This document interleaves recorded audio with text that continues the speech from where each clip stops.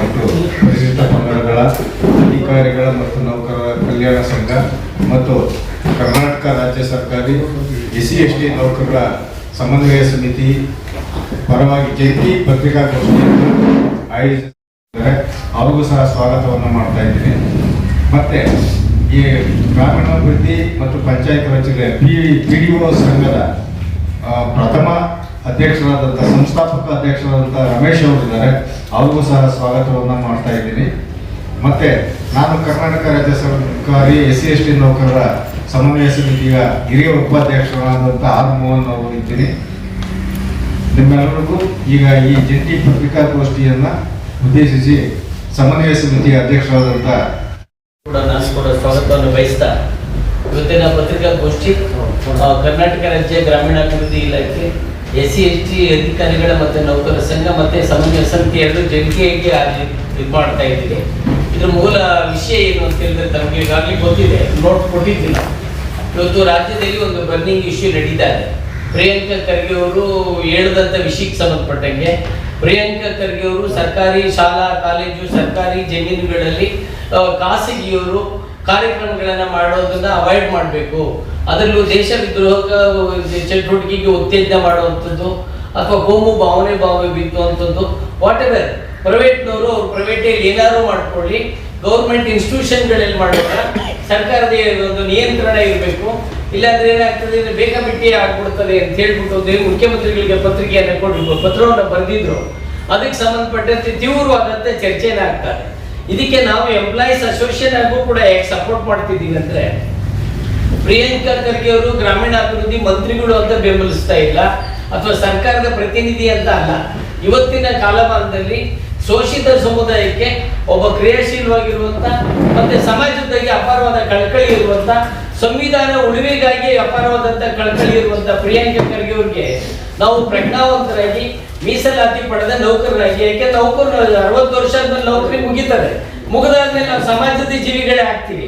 ಅಂದ್ರೆ ಪ್ರಿಯಾಂಕಾ ಖರ್ಗೆ ಅವರು ಬಯಸ್ತಾ ಇರುವಂತ ನಾಗರಿಕ ಸಮಾಜದ ಪ್ರತಿಪಾದಕರಾಗಿ ನಾವು ಕೂಡ ಇದಕ್ಕೆ ಬೆಂಬಲಿಸಬೇಕು ಅಂತೇಳಿ ಇವತ್ತು ಪತ್ರಿಕಾಗೋಷ್ಠಿಯನ್ನು ನಾವು ಕರೆದಿರುವಂಥದ್ದು.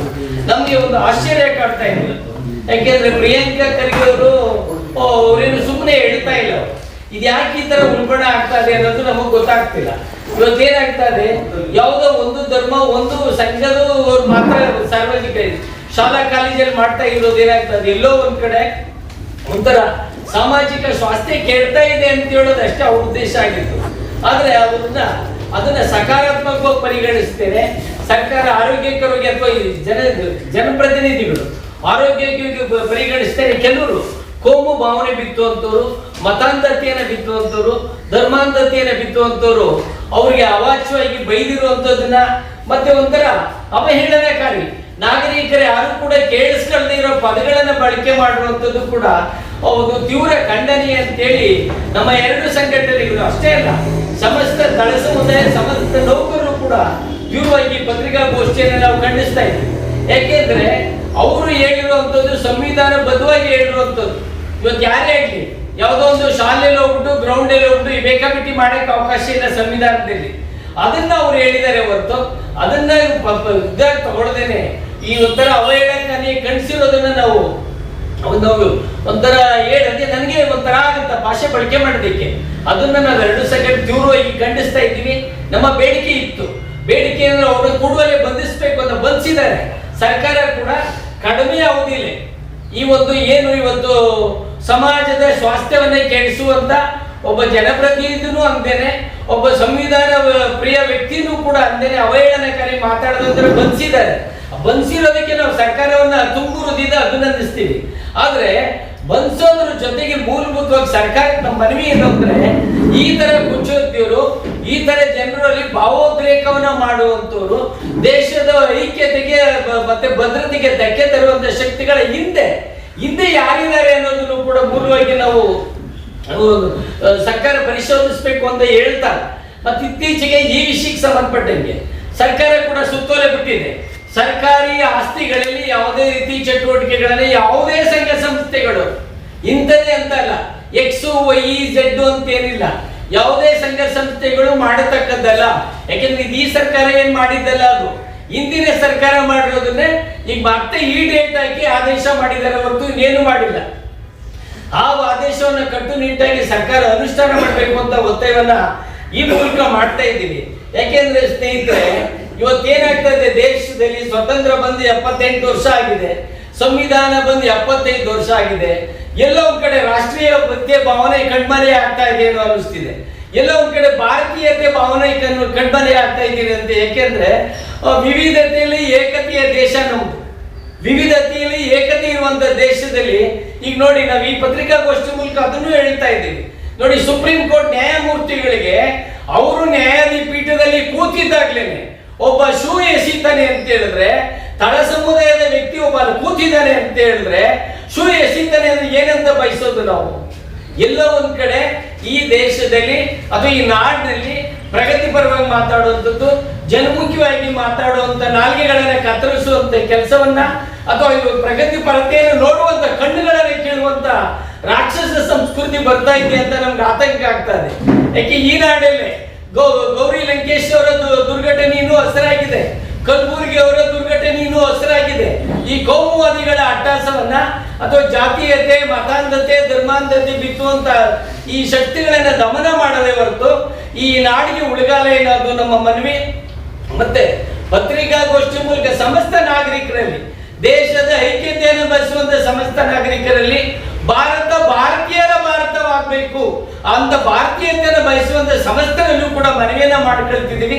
ಇವಾಗ ಏನು ಪ್ರಿಯಾಂಕಾ ಖರ್ಗೆ ಅವ್ರ ವಿರುದ್ಧ ಎದ್ದಿದೆ ಅಂತವರು ವಿರುದ್ಧ ಅವಹೇಳನಕಾರಿ ಮಾಡಿದಂಥವ್ರನ್ನ ತೀವ್ರವಾಗಿ ಖಂಡಿಸಬೇಕಾದಂಥದ್ದು ನಾಗರಿಕ ಸಮಾಜವನ್ನು ಬಯಸುವಂತ, ಮಾನವೀಯ ಮೌಲ್ಯಗಳ ಸಮಾಜವನ್ನು ಬಯಸುವಂತ, ಸಂವಿಧಾನ ಬಯಸುವಂತ ಎಲ್ಲರ ಕರ್ತವ್ಯ ಆಗಿದೆ ಅಂತೇಳಿ ಪತ್ರಿಕಾ ಮೂಲಕ ಮನವಿಯನ್ನ ಮಾಡ್ಕೊಳ್ತಿದ್ದೀವಿ.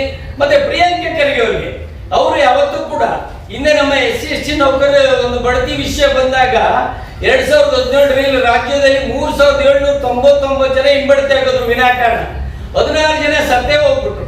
ಅಂತ ಟೈಮ್ನಲ್ಲೂ ಕೂಡ ದಿಟ್ಟತನದಿಂದ ಸಂವಿಧಾನದ ಹಕ್ಕುಗಳ ಉಳು ಮಾಡಬೇಕು ಅಂತೇಳಿ ಹೋರಾಟವನ್ನು ಮಾಡಿದ್ರು, ಬೆಂಬಲವನ್ನ ಮಾಡಿದ್ರು.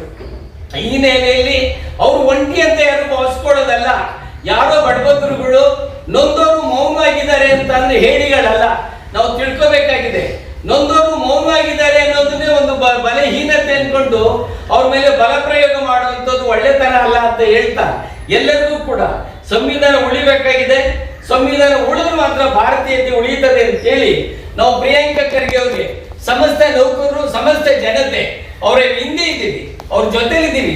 ಅಂದ್ರೆ ಪ್ರಿಯಾಂಕಾ ಖರ್ಗೆ ಅವರಲ್ಲಿ ಇರುವಂತ ಸಂವಿಧಾನ ಪ್ರಚಾರ, ಸಂವಿಧಾನಬದ್ಧ ವಿಚಾರಗಳ ಹಿಂದೆ ಇದ್ದೀವಿ, ಬುದ್ಧ, ಬಸವ, ಅಂಬೇಡ್ಕರ್ ಅವರ ವಿಚಾರಗಳ ಹಿಂದೆ ಇದ್ದೀವಿ ಅಂತ ಹೇಳಿ ನಾವು ಈ ಮೂಲಕ ನಾಗರಿಕರಲ್ಲೂ ಮನವಿ ಮಾಡ್ಕೊಳ್ತಿದ್ದೀವಿ.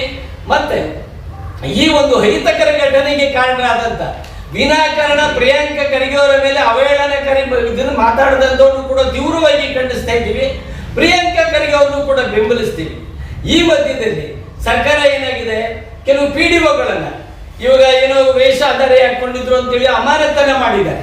ಅದು ಅವರು ಯಾವುದೋ ಒಂದು RSS ಅಲ್ಲಿ ಇದ್ರು ಅಂತೇಳಿ ಅಮಾನತನ್ನು ಮಾಡಿದ್ದಾರೆ ಅಂತ ಪತ್ರಿಕೆಗಳೆಲ್ಲ ಓದಿದ್ದೀವಿ.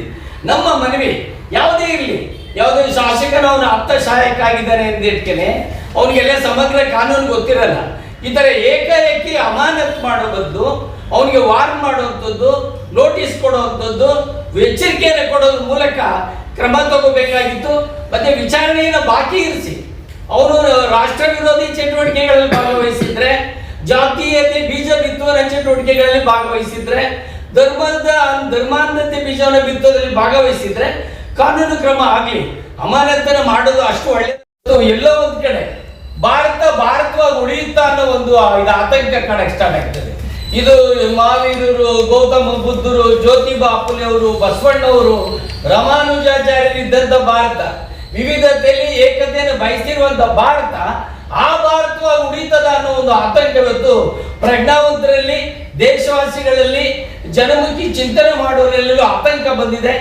ಈ ನೆಲೆಯಲ್ಲಿ ಜನ ಮೌನವಾಗಿರೋದನ್ನ ಬಿಟ್ಟು ಪ್ರತಿಕ್ರಿಯೆಯನ್ನು ಮಾಡಬೇಕಾಗಿದೆ, ಸಂವಿಧಾನಬದ್ಧ ಪ್ರತಿಕ್ರಿಯೆಯನ್ನು ಮಾಡಬೇಕಾಗಿದೆ, ಮಾನವೀಯ ಮೌಲ್ಯಗಳ ಆಧಾರದಲ್ಲಿ ಪ್ರತಿಕ್ರಿಯೆಯನ್ನು ಮಾಡಬೇಕಾಗಿದೆ, ರಾಷ್ಟ್ರದ ಸಮಗ್ರತೆಯನ್ನು ಆಧಾರದಲ್ಲಿ ಮಾಡಬೇಕಾಗಿದೆ, ವೈಜ್ಞಾನಿಕ ವಿಚಾರಗಳ ಆಧಾರದಲ್ಲಿ ಪ್ರತಿಕ್ರಿಯೆಯನ್ನು ಮಾಡೋದನ್ನ ಮಾಡಬೇಕು ಅಂತೇಳಿ ಮನವಿಯನ್ನು ಮಾಡಬೇಕು. ರಾಜ್ಯಾಧ್ಯಕ್ಷನಾದ ಎಂ ಸುರೇಶ್ ಕುಮಾರ್ ಆದ ನಾನು ಸನ್ಮಾನ್ಯ ಮಾಧ್ಯಮ ಮಿತ್ರರಿಗೆ ಹೃತ್ಪೂರ್ವಕವಾದ ಸ್ವಾಗತವನ್ನು ಬಯಸುತ್ತಾ, ಪ್ರಿಯಾಂಕಾ ಖರ್ಗೆ ಅವರು ಬರೆಯುವ ಪತ್ರಕ್ಕೂ ಮೊದಲೇನೆ 2013ರಲ್ಲಿ ಜಗದೀಶ್ ಶೆಟ್ಟರ್ ಮುಖ್ಯಮಂತ್ರಿ ಆದಾಗೆ ಒಂದು ಆದೇಶ ಹೊರಡಿಸಲಾಗಿತ್ತು ಸಾರ್ವಜನಿಕ ಶಿಕ್ಷಣ ಇಲಾಖೆಯಿಂದ. ಏನಂತ, ಸರ್ಕಾರಿ ಶಾಲೆಗಳಲ್ಲಿ, ಸರ್ಕಾರಿ ಕಚೇರಿಗಳಲ್ಲಿ ಯಾವುದೇ ರೀತಿಯ ಚಟುವಟಿಕೆಗಳನ್ನು ಆ ಪಠ್ಯಪುಸ್ತಕ ಬೋಧನೆ ಬಿಟ್ಟು ಯಾವುದೇ ಮಾಡಬಾರದು ಅಂತ 2013ರಲ್ಲಿ ಆಲ್ರೆಡಿ ಅದೇ ಸರ್ಕಾರ ಯಾವುದೇ ಇರಲಿ ಅಧಿಕಾರದಲ್ಲಿ ಆ ಆದೇಶ ಹೊರಡಿಸಿದ ಮೇಲೆ ಪ್ರಿಯಾಂಕ್ ಖರ್ಗೆನೇ ಮಾಡ್ಬಿಟ್ಟು ಪ್ರಿಯಾಂಕ್ ಖರ್ಗೆ ಕೇಳಿದ್ದೇನು, ನಿಷೇಧ ಮಾಡಿ RSS ಅಂತ ಕೇಳಿಲ್ಲ.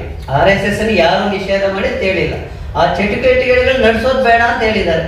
ಈಗ ದೊಡ್ಡ ದೊಡ್ಡ ಬಿಷಪ್ ಕಾಟನ್ ಸ್ಕೂಲ್ ಇದೆ, ಒಳ್ಳೊಳ್ಳೆ ಲಕ್ಷಾಂತರ ರೂಪಾಯಿ ಕೋಟ್ಯಾಂತರ ರೂಪಾಯಿ ಡೊನೇಷನ್ ತಗೊಳ್ಳೋ ಸ್ಕೂಲ್ಗಳಲ್ಲಿ ಮಾಡಲಿ, 1 ಗಂಟೆ ಅಭ್ಯಾಸ ಅದಕ್ಕೆ ಮೀಸಲಿರಲಿ. RS ಚಿಂತನೆ ಯಾಕೆ ಮಾಡಲ್ಲ? ಅಲ್ಲೆಲ್ಲ ಉನ್ನತ ಅಧಿಕಾರಿಗಳ ಮಕ್ಕಳು, ಒಳ್ಳೆ ಒಳ್ಳೆ ರಾಜಕಾರಣಿಗಳ ಮಕ್ಕಳು ಅವ್ರು ಓದ್ತಾರೆ ಅಂದರೆ ಅವ್ರಿಗೆ ಶಿಸ್ತು, ಸಂಯಮ, ಸ್ವಿಮ್ಮಿಂಗು, ಕರಾಟೆ ಇಂಥದ್ದು ಕಲಿಸ್ಬೇಕು. ಬಡವರು, ದಲಿತರು, ಹಿಂದುಳಿದ ವರ್ಗದ ಮಕ್ಕಳು ನಡೆಯುವ ಸರ್ಕಾರಿ ಶಾಲೆಗಳನ್ನು ದೇಶ ವಿಭಜನೆ ಮಾಡೋದಕ್ಕೆ, ಸಂವಿಧಾನ ವಿರೋಧಿಯಾಗಿ ಅವರನ್ನು ಬೆಳೆಸೋದಕ್ಕೆ ಈ ರೀತಿ ಇರಬೇಕು. ಇದು ಮಾಡಿರೋದ್ರಲ್ಲಿ ತಪ್ಪೇನಿದೆ? ಏನು ಕಳಿಸ್ಬೇಕು? ಆದೇಶ ಯಾವಾಗಾಯಿತು, ಯಾವುದಾಯಿತು ಅಂತ ಅದೊಂದೇ ಅಲ್ಲ. ಪ್ರಿಯಾಂಕ್ ಖರ್ಗೆ ಅವರು ಇದೊಂದೇ ವಿಷಯಕ್ಕೆ ಬರ್ತಾರೆ, ದಲಿತರ ಪರವಾಗಿರ್ತಾರೆ, RSS ವಿರೋಧ ಇರ್ತಾರೆ ಅಂತಿಲ್ಲ. ಐತಿಹಾಸಿಕ ಮಾಡಿದ್ದಾರೆ. ಗ್ರಾಮೀಣಾಭಿವೃದ್ಧಿ ಮತ್ತು ಪಂಚಾಯತ್ ರಾಜ್ ಇಲಾಖೆಯಲ್ಲಿ ಅವರು ಮಾಡಿರೋ ಐತಿಹಾಸಿಕ ಸಾಧನೆಗಳು ಖಂಡಿತ 1, 2 ಅಲ್ಲ, ಕೆಲವು ಉದಾಹರಣೆಗಳು ಕೊಡ್ತೇನೆ. ಕೌನ್ಸೆಲಿಂಗ್ ಮೂಲಕ ವರ್ಗಾವಣೆ ಅಂದರೆ ಒಬ್ಬ PDO equal to tahsildar level ಅಂದರೆ ಅಷ್ಟು ಬಲಾಢ್ಯ, ಅಷ್ಟು ಶಾಸಕರಿಗೆ ಆಪ್ತರು. ಅದನ್ನು ಕೂಡ ಕೇರ್ ಮಾಡಿದಿರ ಕೌನ್ಸಿಲಿಂಗ್ ಮುಖಾಂತರ ಸಾವಿರಾರು ಜನ ಅಂದರೆ 2800 ಜನನ್ನ ಅವರು ವರ್ಗಾವಣೆ ಮೂಲಕ, ಪಾರದರ್ಶಕ ಮೂಲಕ, ನಿನಗೆ ಯಾವ ಜಾಗ, ಬೆಳಗಾಮಲ್ಲಿ ಇದ್ದವರು ಕೋಲಾರ ಬಂದಿದ್ದಾರೆ, ಕೋಲಾರಲ್ಲಿದ್ದವರು ಬೆಳಗಾಂ ಬಂದಿದ್ದಾರೆ, ಯಾವುದೇ ಅವ್ಯವಹಾರ ಆಗದಿರ ಪಾರದರ್ಶಕವಾಗಿ ಇದು ಮಾಡಿದ್ದಾರೆ. IT-BT ತಂತ್ರಾಂಶದಲ್ಲಿ ಅವರು ಇಡೀ ಜಗತ್ತಿನಲ್ಲೇ 9ನೇ ಪವರ್ಫುಲ್ ಮಂತ್ರಿಯನ್ನು ಶಬಾಷ್ಗಿರಿ ಪಡ್ಕೊಂಡಿದ್ದಾರೆ. ವೈಯಕ್ತಿಕವಾಗಿ ಅವ್ರ ತೇಜೋವಧೆ, ಅವ್ರ ಕುಟುಂಬ ತೇಜೋವಧೆ ಏನಕ್ಕೆ ಮಾಡಬೇಕು, ಯಾವ್ದು ಮಾಡಬೇಕು, ಏನು ದೇಶ ಮುಂದುವರಿಯೋದಕ್ಕೆ, ದೇಶ ಯಾವ ರೀತಿ ಅಭಿವೃದ್ಧಿ ಹೊಂದಬೇಕು, ಯಾವ ವಿದ್ಯೆ ಇದು ಮಾಡಬೇಕು, ಅದಕ್ಕಾಗಿ ಇದು ಮಾಡಿ. ಈ RDPI SC/ST ನೌಕರ ಸಂಘ ಮತ್ತು SC/ST ನೌಕರ ಸಮನ್ವಯ ಸಮಿತಿ ಯಾವಾಗಲೂ ಪ್ರಿಯಾಂಕ್ ಖರ್ಗೆ ಸಾಹೇಬರ ಜೊತೆಯಲ್ಲೇ ಇರುತ್ತೆ. ಆದರೆ ನಾವು ಬೀದಿಗಳು ಕೂಡ ಇಳಿತೀವಿ ಅಂತ ಹೇಳ್ತಾ ನಾನು 2 ಮಾತು ಮುಗಿಸ್ತೇನೆ. ಈಗ ತಮ್ಮ ಪತ್ರಿಕಾ ಮಿತ್ರರೇ ಎಲ್ಲೂ ಪ್ರಚಾರ ಮಾಡ್ಕೊಳ್ಳೋದಿರೋ ದೊಡ್ಡ ದೊಡ್ಡ ಸಾಧನೆ, ಸಮಾಜ ಸೇವೆಯನ್ನು ಮಾಡೋದು, ಎಲ್ಲೂ ದುಡ್ಡು ತಗೊಂಡಿದೆ, ಏನೂ ಮಾಡಿದೆ ಅಂಥವರೆಲ್ಲ ಇದೆ. ಅದನ್ನೇ ನಾವು ಮೆನ್ಷನ್ ಮಾಡೋದು ತಪ್ಪು. ಯಾಕಂದ್ರೆ ಈಗ ಮಲ್ಲಿಕಾರ್ಜುನ ಖರ್ಗೆ ಸಾಹೇಬರು ಕೊಟ್ಟಿರೋ ಇದಕ್ಕೆ